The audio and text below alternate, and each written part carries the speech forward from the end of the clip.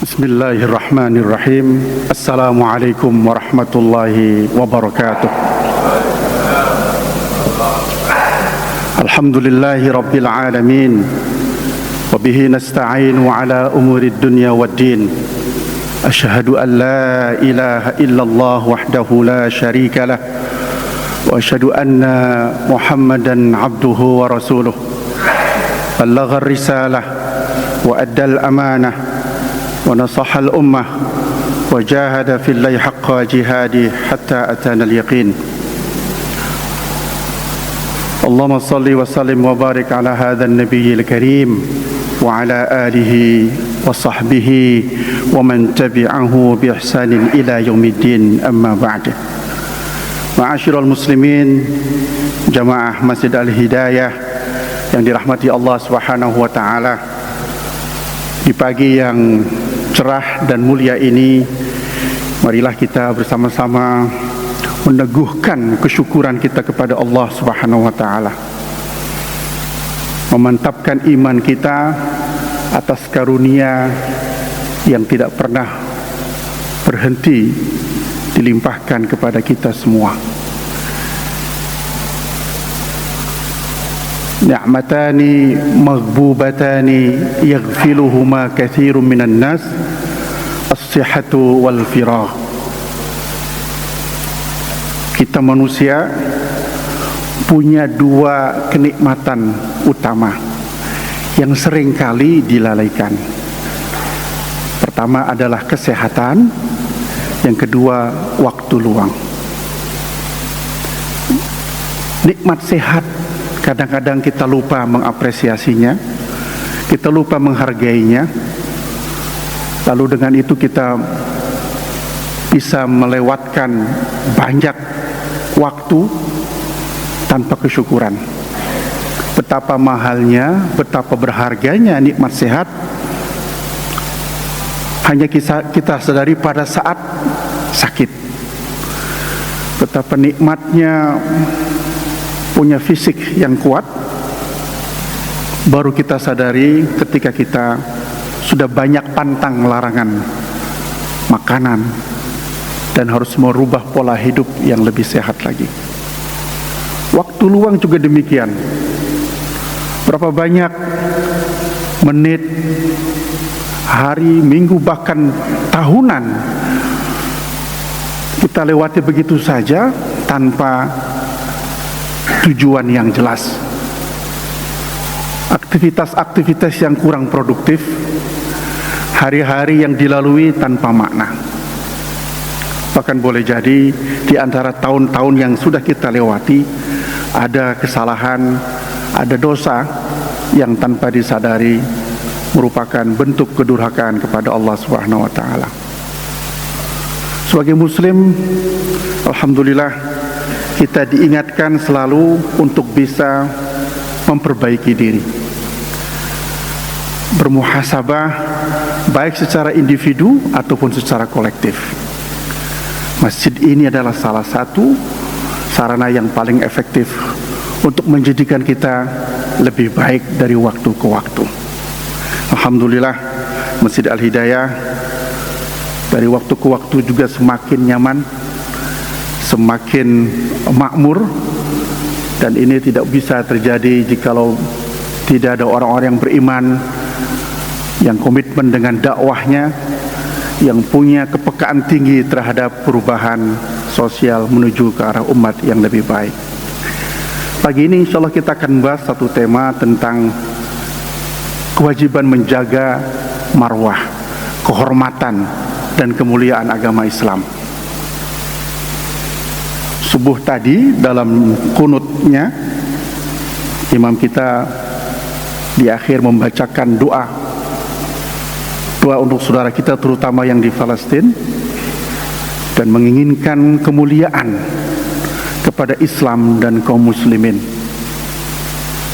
menginginkan selesainya persoalan di Palestina, menghentikan kebiadaban dan kezaliman yang Zionis Israel lakukan selama ini.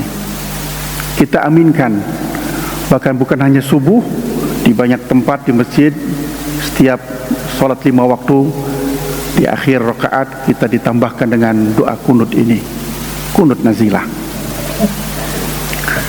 Ikhwatal iman rahimakumullah, sesungguhnya percaturan kebenaran dan kebatilan itu akan selalu terjadi.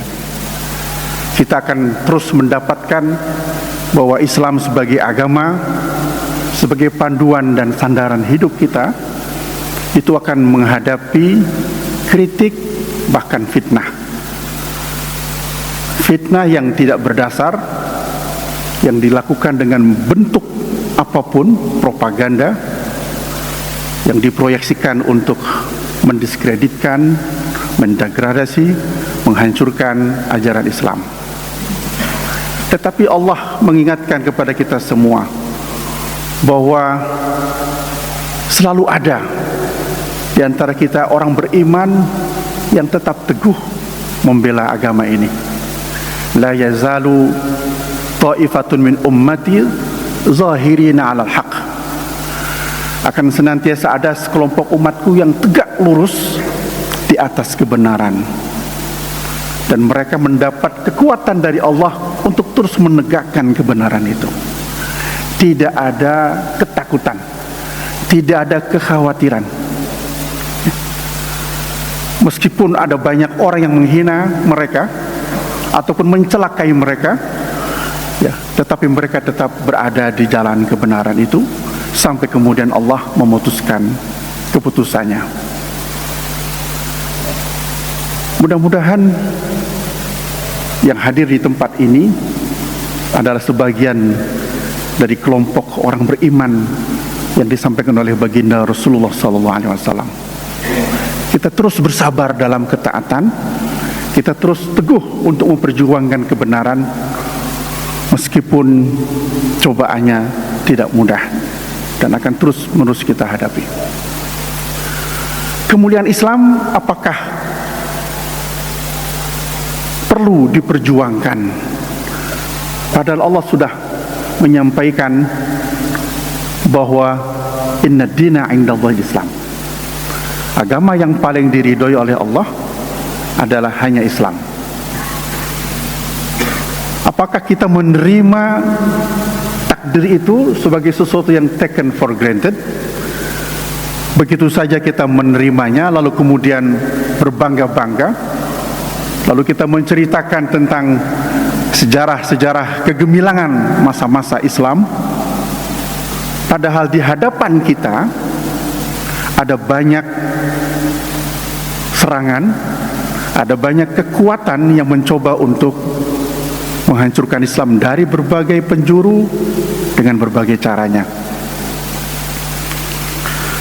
Karena itu, meski kemuliaan Islam itu dijamin, kita selalu diperdengarkan dengan slogan Al-Islamu ya'lu wa la yu'la alaih. Islam itu tinggi dan tidak ada yang lebih tinggi dari Islam. Tapi pada prakteknya tidak sedikit kemuliaan Islam itu tidak ditunjukkan oleh kualitas umatnya. Ya. Karena itu kita dihimbau untuk bisa menjaga kemuliaan agama ini. Sebab kalau kita tidak menunjukkan kualitas sebagai umat yang terpilih, sebagai khairul ummah, umat terbaik, itu sama saja dengan merendahkan agama ini. Sama saja dengan merendahkan martabat Islam itu sendiri. Dan salah satunya adalah kekuatan Islam itu ditunjukkan dengan solidaritas sebagai muslim. Kita saling menguatkan, saling sinergi, tidak saling menjatuhkan, tidak saling melemahkan. Man radda ala irdi akhihi raddallahu an wajihi an-nar yaumal qiyamah. Siapa yang menjaga, saling menutupi harga diri saudaranya, maka Allah akan menutupi dan menjaga harga diri kita, menjaga muka kita di hadapan Allah Subhanahu wa taala pada hari kiamat nanti. Bagi Muslim, dalam situasi apapun, di tengah kecamuk dan dinamika perpolitikan nasional misalkan, kita nggak akan terpengaruh dengan pesta demokrasi 5 tahun itu untuk tetap menjaga persatuan dan ukhuwah. Meskipun sangat mungkin kita berbeda pilihan. Di masjid yang mulia ini, masyarakatnya hampir dipastikan tidak punya pilihan yang sama. Ada perbedaan-perbedaan di dalamnya. Tapi yakinlah, Islam di atas segala-galanya. Ukhuwah al-Islam fauqal kul. Persatuan Islam itu di atas semua bentuk perbedaan kita. Yang menyatukan hanyalah akidah Islamiyah kita. Itulah sesungguhnya letak kemuliaan kita. Walillahil izzatu walirasulihi walil mu'minin walakinnal munafiqina la ya'lamun. Dalam surah Al-Munafiqun ayat 8. Sesungguhnya kekuatan kita itu hanyalah bagi Allah, bagi Rasulnya, dan bagi orang-orang yang beriman. Yang bisa menyadari kekuatan ini adalah orang yang beriman. Orang munafik gak akan pernah ngerti.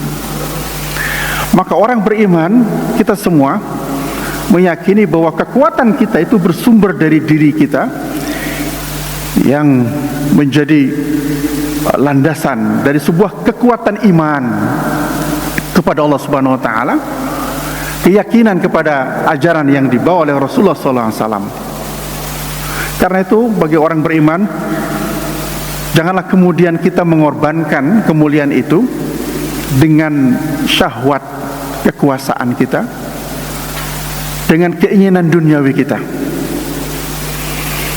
Untuk mencapai kemuliaan ini, Allah mengingatkan kepada kita untuk mau mengorbankan apa saja yang kita cintai.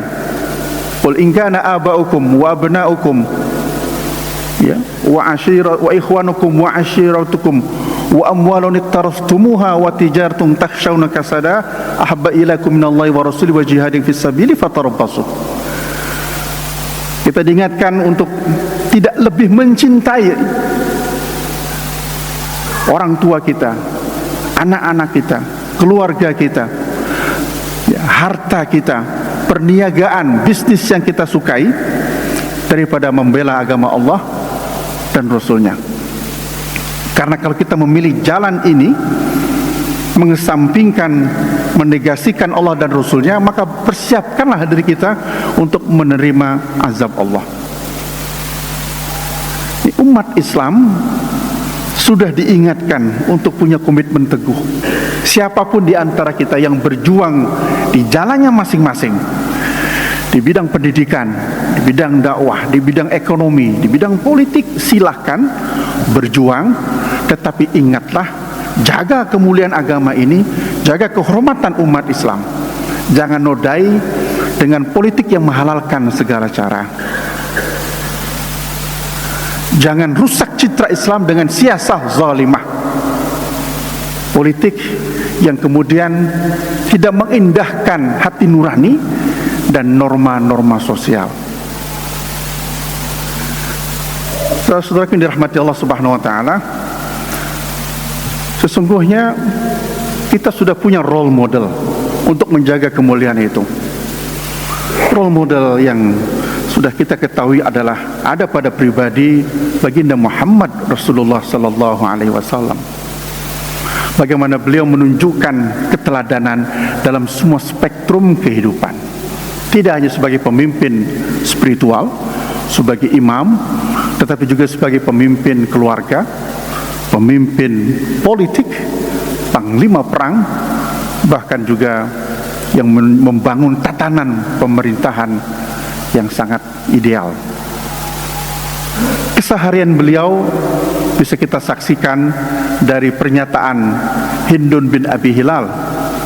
Hindun bin Abi Hilal adalah putri dari suami Khadijah radhiyallahu anha sebelum menikah dengan Rasulullah, dan beliau hidup bersama dalam rumah tangga baginda Nabi dan tahu persis bagaimana keseharian beliau.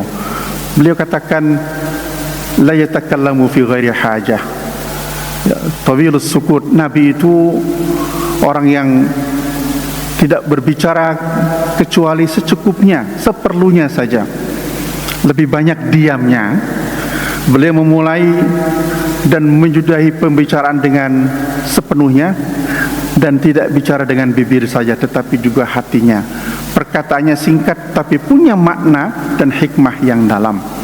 Tidak pernah mencela dan juga tidak pernah memuji secara berlebihan.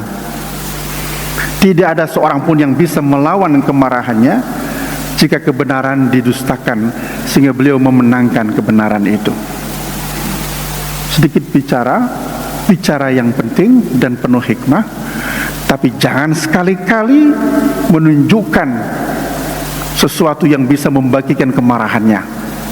Dan Nabi tidak pernah marah kecuali untuk hal-hal yang terkait dengan kemuliaan Islam, kehormatan agama ini. Ya.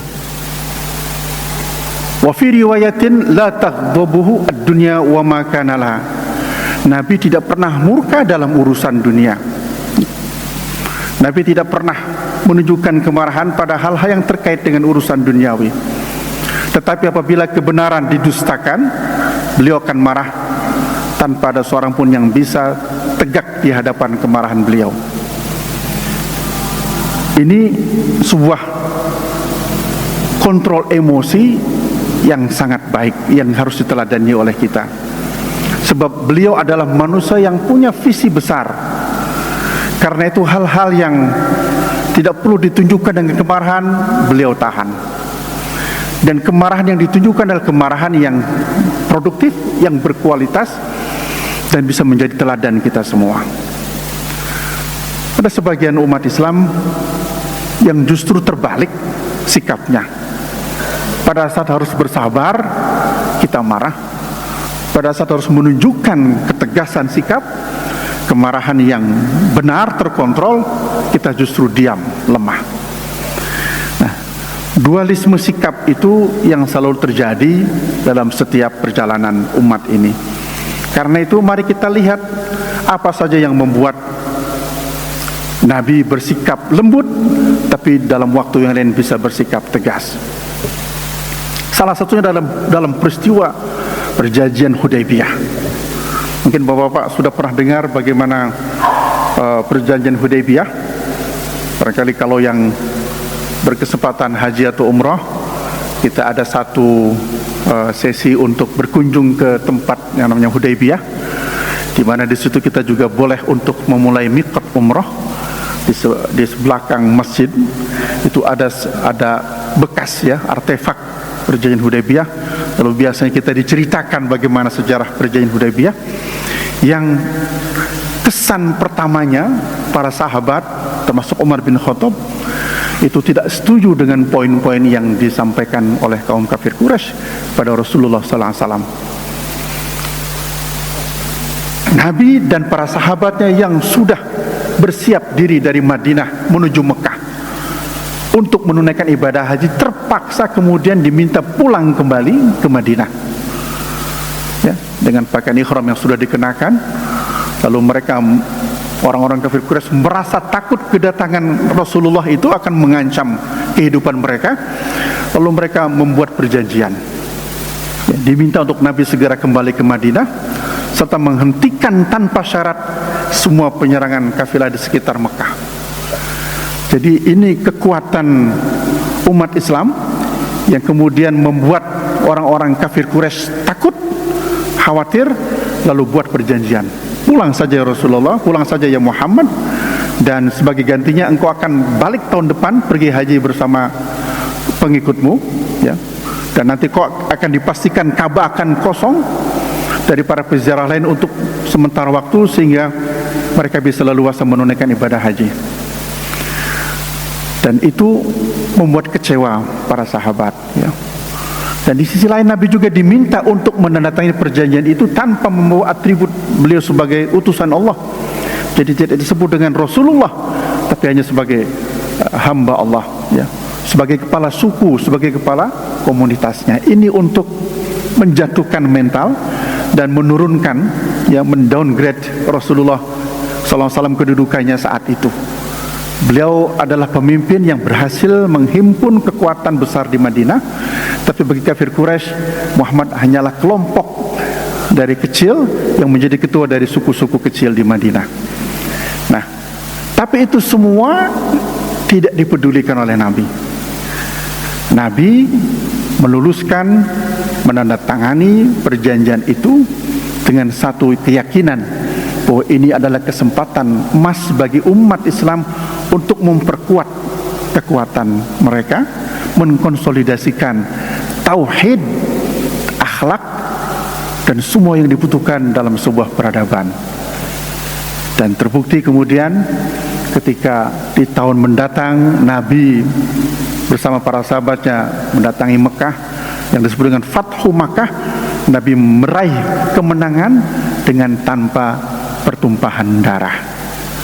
Karena itu tidak benar jika ada fitnah bahwa Islam disebarkan dengan pedang.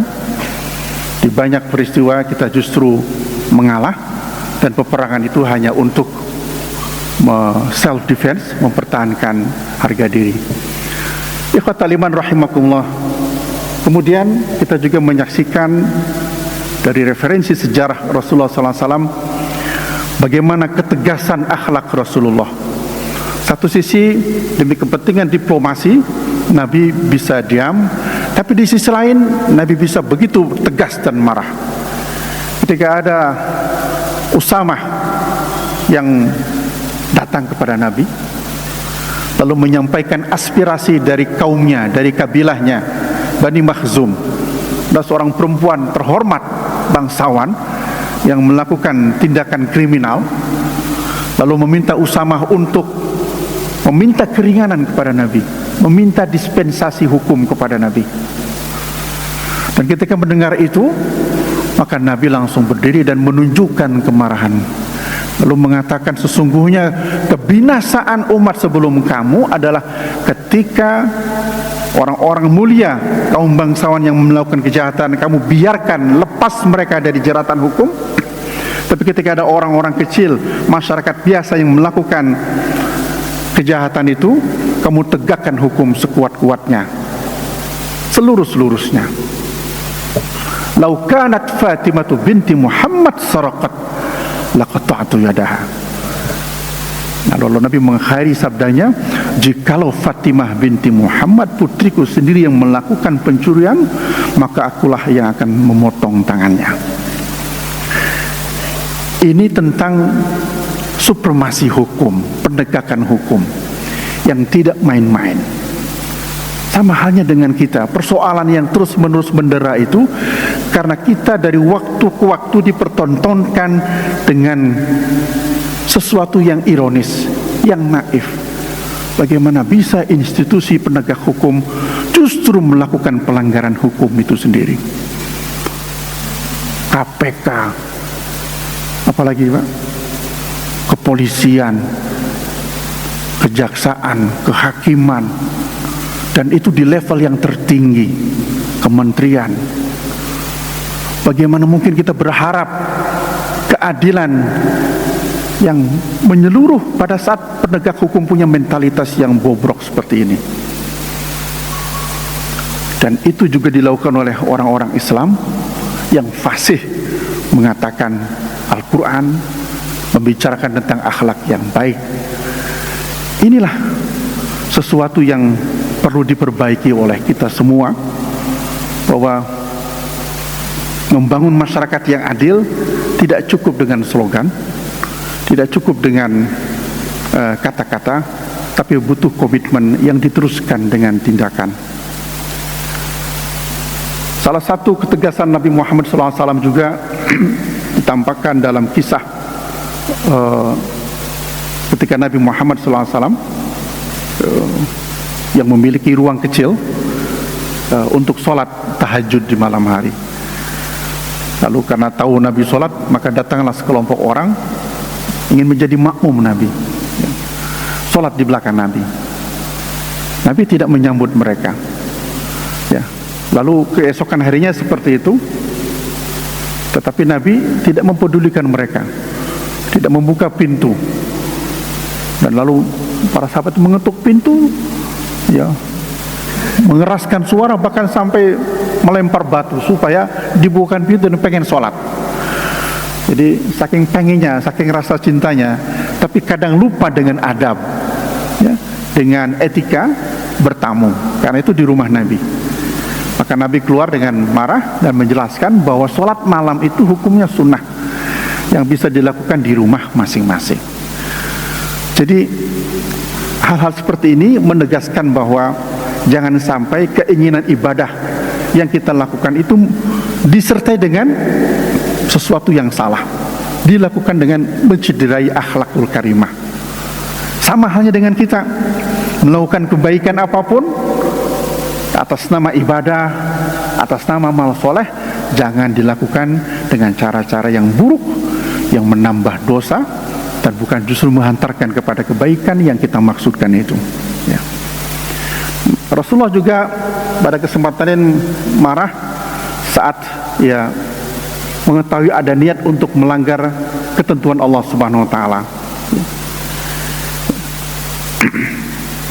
Jadi jikalau ada orang yang meremehkan sesuatu yang benar, ya, maka Nabi mengingatkannya dengan ekspresi yang tegas dan menunjukkan ketidaksetujuannya.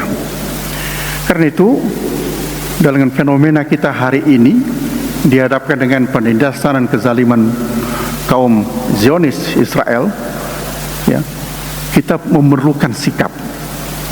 Wajahidu bi amwalikum wa anfusikum fi sabilillah. Itu perintahnya. Berjihad di jalan Allah dengan harta, dengan nyawa kita, dengan apapun yang bisa kita lakukan. Kalau ada yang mengatakan bahwa sebagian kita bagi yang punya kemampuan secara fisik bisa datang ke sana bergabung dengan pasukan jihad. Tapi bagi sebagian besar kita yang tidak mampu, baik karena fisik ataupun regulasi pemerintah, maka kita bisa lakukan hal lain sebagai dukungan kita kepada bangsa Palestina, umat Islam yang ada di sana. Salah satunya adalah dengan seruan boikot. Dan seruan itu dipertegas dengan fatwa MUI pada tahun 2023 ini, nomor 83, tentang hukum dukungan terhadap pejuang Palestina. Kalau kita melihat boikot itu adalah salah satu tindakan yang menunjukkan komitmen kita terhadap penolakan apapun bentuk kezaliman dan penjajahan. Kita menghadapi sebuah kekuatan besar yang dengan segala kekuatannya berusaha untuk membuat fitnah terhadap apa yang terjadi sebenarnya, lalu memojokkan dan berusaha terus membumi hanguskan umat Islam di sana.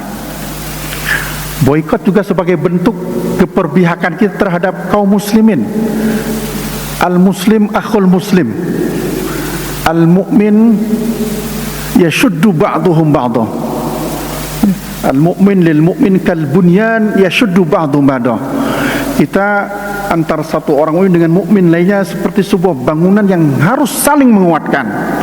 Karena itu jikalau ada sebagian kita yang sakit, yang dicederai, yang dizalimi, maka tidak boleh diam begitu saja. Bentuk boikot adalah dengan tidak membeli, mengkonsumsi produk-produk yang terafiliasi dengan Israel. Dan itu akan melemahkan sektor ekonomi mereka. Karena sebagian besar dana peperangan itu di samping APBN negara Israel yang sesungguhnya defisit setiap tahunnya, juga bersumber dari pinjaman atau bantuan dari pemerintah Amerika yang jumlahnya triliunan, juga bersumber dari royalti ataupun bayaran yang diberikan oleh perusahaan-perusahaan yang berafiliasi ke Israel, dan itu jumlahnya juga fantastis. Jadi karena itu, meskipun tidak secara langsung kita melihat dampak dari konsumsi produk berafiliasi dengan negara Israel itu, tapi pada faktanya bayaran-bayaran yang diberikan atau lisensi yang diberikan oleh perusahaan-perusahaan itu berkontribusi secara real untuk pembelian senjata, untuk menghancurkan orang-orang muslim, bayi, orang wanita, ya, orang tua dan pasukan muslim yang di sana. Jadi itu konkret akibatnya. Nah, karena itu fatwa itu mengingatkan kita untuk tidak melakukan dukungan apapun terhadap penjajahan tersebut. Ya, orang bertanya, sebagian kita bahkan muslim mengatakan apakah fatwa itu mutlak harus dilakukan? Maka jawabannya, fatwa itu secara hukum adalah himbauan. Dalam hierarki dan struktur hukum di Indonesia, fatwa tidak tercantum. Tetapi fatwa itu sebagai rujukan kita umat Islam dalam menentukan sikap. Boleh jadi sebagian kecil orang menafikan atau mengecilkan peran Majelis Ulama Indonesia, tetapi kalau secara objektif kita melihat bahwa fatwa itu dan fatwa-fatwa yang lainnya itu bersumber dari ijtihad kolektif para ulama dan para pakar di bidang lainnya berkumpul, bermusyawarah untuk menyelesaikan dan memberikan solusi dari persoalan umat Islam di Indonesia. Dan ini adalah ijtihad yang lebih baik dibanding ijtihad individu atau ijtihad kelompok-kelompok tertentu.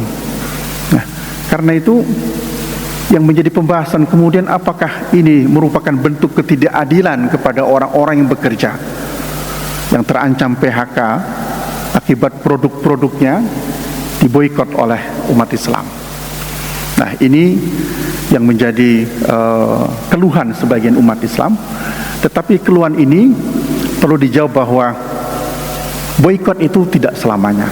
Boikot itu sementara dan ini menjadi sebuah peringatan keras kepada Zionis Israel untuk mengingatkan mereka bahwa ada kekuatan Islam, ya, yang bisa berpengaruh besar terhadap keinginan mereka untuk menghancurkan bangsa Palestina. Kita sering mengatakan umat Islam itu yang paling banyak konsumsinya. Kita adalah umat yang selama ini setia menjadi konsumen, bukan produsen. Ya, kita yang selalu bisa dimanfaatkan oleh kekuatan-kekuatan global untuk selalu menjadi konsumen. Kita tidak mampu memproduksi apa yang mereka produksi. Sebut saja semuanya, dari peralatan tempur, bahkan dari alat transportasi, komunikasi, kecanggihan teknologi, kita tertinggal. Untuk memproduksi kita masih jauh tertinggal. Mereka yang memproduksi. Nah, dengan kekuatan sebagai konsumen itu kita tunjukkan bahwa kita bisa tidak membeli produk mereka. Tetapi komitmen tidak bisa membeli produk mereka bukan berarti berhenti sampai di sini. Kita menjadi tersadar bahwa ternyata umat Islam itu nggak bisa terus-terusan menjadi konsumen. Kita harus bisa bangkit menjadi produsen, menaikkan kelas kita bukan hanya sebagai konsumen, tetapi menjadi produsen. Ikhwatal iman rahimakumullah, secara fikih dalam muamalah semua transaksi bisnis itu boleh. Kita boleh bermuamalah, berjual beli dengan siapapun, termasuk dengan non-muslim. Tetapi ada hukum yang bisa berubah bila ada ilat, bila ada kepentingan agama yang mendesaknya. Ya. Jadi hukmu yaduru ma'illati wujudan aw adaman. Jadi hukum halal sebuah produk, boleh tidaknya sebuah masalah itu bisa berubah jikalau ada persoalan yang menyertainya yang berbeda, ya. Dan diharapkan dengan boikot itu bisa melemahkan kaum kafir dan mempertimbangkan, memikirkan kembali akibatnya. Karena boikot dilakukan dalam beberapa hari itu sudah cukup berpengaruh terhadap mereka. Lalu apakah boikot itu sesuatu yang baru? Tentu saja tidak. Pada masa Nabi ada sahabat yang disebut dengan Sumamah bin Usal radhiyallahu anhu. Beliau berinisiatif melakukan boikot dengan menyetop pasokan gandum kepada Bani Yamamah, kepada penduduk Yamamah di Mekah, ya. Dan itu mengakibatkan orang-orang kafir Quraisy kelaparan. Dan itu sudah cukup memberikan efek jera, sampai kemudian Rasulullah sendiri yang meminta untuk menghentikan boikot Sumamah bin Usal itu. Andai kan kita bisa bayangkan pemimpin-pemimpin Muslim di negara sekitar Palestina itu punya satu kata, punya komitmen yang sama, tidak mensuplai minyak, tidak mensuplai oil dan gas kepada Israel, selesai dari dulu masalah kita. Tapi bagaimana upaya mereka melakukan aliansi politik dengan negara-negara sekitar Israel, dengan Mesir, dengan Jordan, untuk apa? Untuk memporak-porandakan kekuatan Islam. Ya. Marilah mengingat bagaimana kemuliaan Islam itu harus dijaga dengan kekuatan. Dulu pada masa Abdul Malik bin Marwan, kita masih mengimpor dinar ya, dari Romawi. Lalu sebagai tindak baliknya Romawi mengimpor kertas dari khilafah Bani Umayyah ya. Ketika Khalifah Abdul Malik bin Marwan itu menyelipkan dakwah ya, kertas di balik itu, lalu disampaikan, dibaca Raja Romawi, dan isi dari dakwah itu adalah menyerukan untuk memeluk Islam dengan cara damai. Tapi kemudian responnya dengan kemarahan, lalu dia memboikot umat Islam dengan tidak mengirim dinar lagi. Maka kemudian Khalifah itu dengan saran orang-orang sekelilingnya mengatakan, kita harus siap untuk tidak mengimpor dinar ya. Dan kita juga akan melakukan boikot yang sama kepada Romawi untuk tidak mengekspor kertas. Dan itu terjadi. Lalu kemudian Khalifah Abdul Malik bin Marwan itu melakukan produksi dinar sendiri, memampukan umat Islam untuk bisa memproduksi apa yang tidak dilakukan selama ini, membangun kekuatan, dan itu menunjukkan kedaulatan, kehormatan sebagai umat. Ikhwatal iman rahimakumullah. Jadi sesungguhnya PR terbesar kita tidak selesai kepada boikot saja ya. Sebab umat Islam memiliki pekerjaan yang besar, dan kita bisa mengingat bagaimana Rasulullah SAW memperjuangkan kekuatan ekonomi dengan sungguh-sungguh ya. Dan kita harus bisa meneladaninya, bahwa kekuatan ekonomi itu tidak lalu muncul begitu saja sebelum hati kita dilembutkan dengan kasih sayang kepada sesama saudara muslim kita. Apapun nama kegiatan kita, proyeksi keumatan kita, kalau hati kita masih tercerai-berai, lalu hubbud dunia masih mendominasi, popularitas, keinginan untuk mendominasi itu lebih kuat daripada keinginan kejayaan Islam, jangan pernah berharap kita bisa memiliki kedaulatan ekonomi. Dan kita sudah belajar dari pengalaman sebelum-sebelumnya. Apa rahasia Rasulullah SAW bisa mengakuisisi dominasi ekonomi saat itu? Pertama sekali dilakukan adalah al-mu'akhah, mempersaudarakan kaum muhajirin dengan ansor. Kaum muhajirin, orang-orang yang bersama Nabi hijrah dari Mekah ke Madinah, adalah orang-orang tertindas yang sudah mengalami boikot ekonomi, blokade ekonomi bertahun-tahun. Mereka lapar, mereka dimiskinkan, dibangkrutkan, termasuk Rasulullah dan Khadijah istrinya. Habis hartanya karena kaum kafir Quraisy menerapkan harga yang sangat tinggi sehingga kemudian umat Islam tidak mampu membelinya. Lalu ada batasan-batasan hari pasar sehingga membelenggu orang Islam. Nah, ketika mereka sudah sampai di Madinah, bertemu dengan penduduk Madinah, maka pesan Nabi pertama, bahkan termasuk perintahnya, adalah mempersaudarakan. Kalian memang tidak saling mengenal, baru ketemu hari ini, tapi kalian harus menjadi saudara dan memperlakukan satu sama lain sebagai saudara, bukan sekedar teman yang segan, yang malu ya, karena sebagai orang yang baru kenal, tapi mengatakan sebagai saudara. Karena saudara, maka harus saling menguatkan, saling menolong. Jikalau Anda punya kelebihan harta, berbagilah. Punya rumah lebih dari satu, berbagilah kepada kaum muhajirin. Jika punya lahan peternakan, perkebunan yang lebih dan kamu tidak bisa menggarapnya, berikan, hibahkan, hadiahkan kepada kaum muhajirin.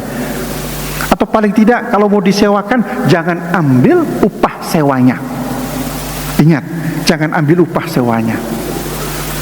Sesuatu yang mustahil dilakukan oleh kita hari ini. Bagaimana kita bisa merelakan apa yang kita miliki untuk saudara muslim kita, mengangkat derajat mereka dari keterpurukan ekonomi untuk bangkit mandiri dan bermartabat di lingkungannya. Yang terjadi hari ini justru kita selalu merasa tidak puas dengan pencapaian kekayaan kita, dengan pencapaian popularitas kita. Kita terus merasa takut dengan diri sendiri dan harta kita, sehingga lupa untuk melahirkan orang-orang hebat di kalangan muslim kita, untuk mengkader pengusaha-pengusaha muslim yang sukses, untuk melahirkan para pemimpin yang kuat secara ekonominya. Dan itu mengakibatkan kita berhenti di jalan, lemah. Ya. Ini kegagalan yang paling utama. Bagaimana menghadirkan ta'liful qulub, ya, kedekatan hati, keterpautan kita sesama muslim. Kemudian yang kedua, Nabi membangun masjid. Masjid yang tidak hanya sebagai pusat ibadah, tapi masjid yang menjadi perekat di antara umat Islam, yang menjadi wahana untuk saling mendekatkan diri, baik secara spiritual, secara ekonomi, secara politik. Orang-orang di masjid itu bukan orang-orang yang awam dengan politik dan perkembangan sosial. Mereka sangat aware, sangat tahu, ya, karena mereka terlibat dalam percaturan sosial. Lalu Nabi mendirikan pasar, membangun pasar sebagai pusat ekonomi saat itu. Pada saat kaum Yahudi juga punya pasar yang besar, dan selama itu mereka mendominasi pasar itu. Nabi membangun pasar dengan kekuatan yang ada, lalu memastikan bahwa orang-orang Islam akan hanya membeli di pasar yang Rasulullah bangun itu. Karena apa? Karena Nabi membangun sistem ekonomi dan perdagangan yang halal. Maka orang muslim memproduksi, melakukan jual beli sesama mereka. Komitmen itu dibangun dengan kuat. Lalu akhirnya pasar yang tadinya didominasi oleh Yahudi dengan sendirinya terkalahkan. Dan terakhir Nabi mendorong entrepreneurship. Jangan lupa Nabi mendorong, mensupport umatnya untuk menjadi pengusaha supaya mandiri, karena kemandirian itu akan memartabatkan umat Islam. Ya, betapa kita merasakan kekalahan luar biasa, terutama akibat ekonomi kita yang tertinggal. Jadi karena itu, belajar dari pengalaman ini, kita harus terus berjuang melakukan perbaikan dari waktu ke waktu, meyakinkan kepada kita dan generasi selanjutnya bahwa hanya dengan kekuatan iman, ya, dan solidaritas yang tinggi sesama muslim, kita bisa menjadi pemenang dalam percaturan dunia ini. Dan kekuatan iman, ukhuwah itu tidak bisa diperoleh kalau kita tidak punya pemahaman yang kuat. Masjid, majelis ta'lim adalah sarana yang baik untuk kita saling mengingatkan itu. Terakhir, ikhwatul iman, bahwa menjaga kehormatan Islam, kita perlu kekuatan besar. Dan kekuatan besar itu dimulai dari individu, dari pribadi kita, dari keluarga, dari masyarakat, juga negara. Mari kita perkuat fundament keluarga kita. Mari kita perbaiki masyarakat kita, bangun kohesi sosial, dan terus perhatikan keadaan mereka, semampu mungkin perbaiki kelemahan kita semua. Dan kita penting untuk menghadirkan kembali kekuatan besar tersebut. Untuk apa? Agar izzatul Islam wal muslimin itu bisa diraih kembali. InsyaAllah janji ini, cita-cita ini tidak bisa dianggap mustahil jikalau kita semua memiliki komitmen dan ikhtiar yang sama. Hadani Allah iyyakum ajma'in. Ini saja yang bisa disampaikan. Terima kasih. Jika ada pertanyaan atau saran, kami persilakan.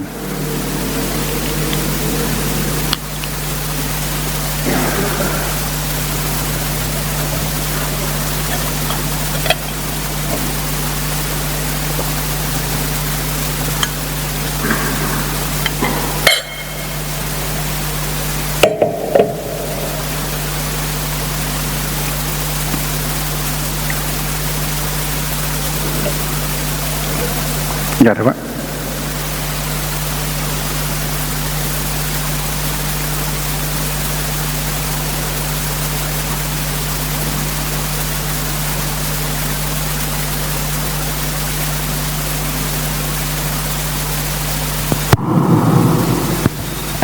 Silakan Bapak-Bapak kalau ada yang bertanya. Pak Trik. Ada? Kayaknya cukup Pak Ustaz. Cukup, oke. Nggak ada yang tanya. Suruh, oke. Satu. Baik, mari kita akhiri dengan hamdalah. Sebentar Pak, ada satu. Oh, ada. Assalamualaikum warahmatullahi wabarakatuh. Assalamualaikum. Saya Asrul Pak Ustaz. Ini sebetulnya meneruskan juga komunikasi yang sering berlangsung di berbagai media sosial. Kadang buat saya terasa menjadi sebuah dilema. Jadi memang terkait dengan boykot ini. Dalam beberapa hal kita bisa langsung menerapkan boykot ini untuk hal-hal yang bersentuhan dengan kita, misalkan makanan, minuman dan lain-lain. Tapi ada juga pertanyaan-pertanyaan yang agak lebih luas. Itu misalnya media sosial ini juga kan dimiliki oleh orang Yahudi. Terus juga banyak fasilitas-fasilitas teknologi juga dari Yahudi. Kenapa kamu nggak berhenti aja sekalian menggunakannya gitu? Karena orang terasa agak melemahkan pertanyaan-pertanyaan seperti itu. Mungkin boleh diberikan panduan buat kami Pak Ustadz bagaimana menyikapi hal-hal seperti itu. Padahal misalnya teknologi kan pasti kita butuhkan untuk saat ini. Terima kasih Pak. Assalamualaikum warahmatullahi wabarakatuh. Assalamualaikum warahmatullahi wabarakatuh. Ya, ini salah satu pekerjaan umat ini adalah penguasaan terhadap teknologi. Ya, tentu saja jikalau kita sudah menguasai teknologi, kita akan mudah untuk melakukan boikot terhadap apa yang dimiliki oleh mereka. Tapi faktanya kita belum bisa menghadirkan itu. Ada juga yang pernah dilakukan oleh Turki dengan alternatif misalkan Google atau bangsa lainnya, tetapi tidak cukup bisa untuk melawan gempuran dari propaganda yang media mereka miliki. Jadi dalam keadaan demikian, dalam keadaan kita tidak mampu menghadirkan sosial media yang punya kekuatan yang sama, kita boleh melakukannya dengan memberikan counter, ya, serangan balik terhadap apa yang mereka lakukan. Karena itu kita bisa saksikan perbedaan antara zaman penindasan Palestina dulu dengan sekarang. Kita punya banyak jurnalis-jurnalis umat Islam yang bisa mewartakan, memberitakan fakta yang sebenarnya melalui sosial media yang mereka miliki. Itu berbeda dengan dulu yang kita disuguhkan dengan informasi yang dikelola oleh mereka, disuplai oleh mereka sesuai dengan kehendak mereka. Nah, hari ini dengan kekuatan media yang ada, kita bisa meluruskan. Bahkan orang-orang yang kemudian benci kepada Islam, gak paham tentang Islam, dengan kejadian ini yang sudah terbuka dan terang benderang diwartakan, bukan oleh oleh CNN atau kantor berita lainnya, bahkan oleh pribadi-pribadi manusia yang diposting di sosial media, itu membangkitkan motivasi dan keinginan mereka untuk membaca Al-Quran, mengenal Islam lebih dalam. Dan ada gelombang baru lagi, konversi orang-orang itu terhadap agama Islam. Mereka menjadi mu'alaf dan tercerahkan dengan Islam. Tidak bisa dibayangkan ada manusia di muka bumi ini yang punya solidaritas luar biasa antar sesamanya, yaitu orang Islam. Mereka tidak menemukan adanya kekuatan ukhuwah yang bisa menandingi dari umat Islam itu. Dan mereka mencari tahu apa yang sebetulnya diajarkan oleh kitab suci mereka. Jadi karena itu apa yang kita punya hari ini, lakukan seoptimal mungkin untuk bisa memenangkan pertempuran dengan kemampuan yang kita miliki.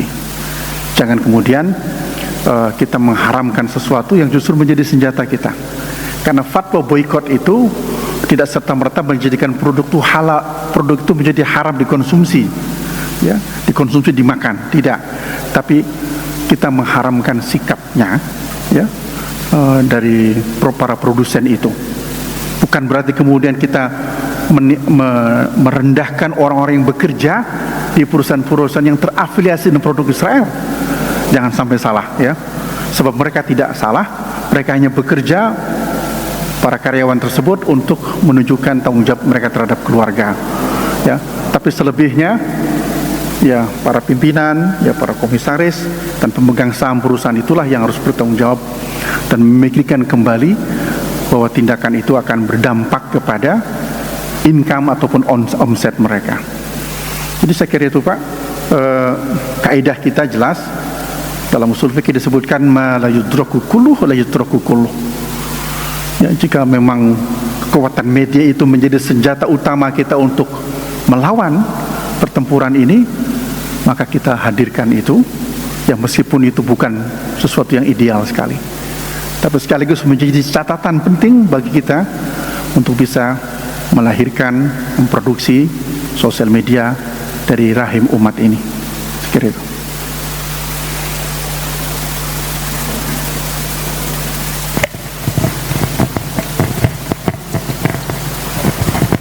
Silakan, ada lagi? Baik, cukup. Baik. Terima kasih, ikhwatal iman. Pertemuan kita hari ini kita cukupkan dan kita akhiri dengan membaca hamdalah dan tasbih kifarah bersama-sama. Alhamdulillah rabbil alamin, subhanakallahumma wa bihamdika asyhadu an la ilaha illa anta astaghfiruka wa atubu ilaik. Assalamualaikum warahmatullahi wabarakatuh.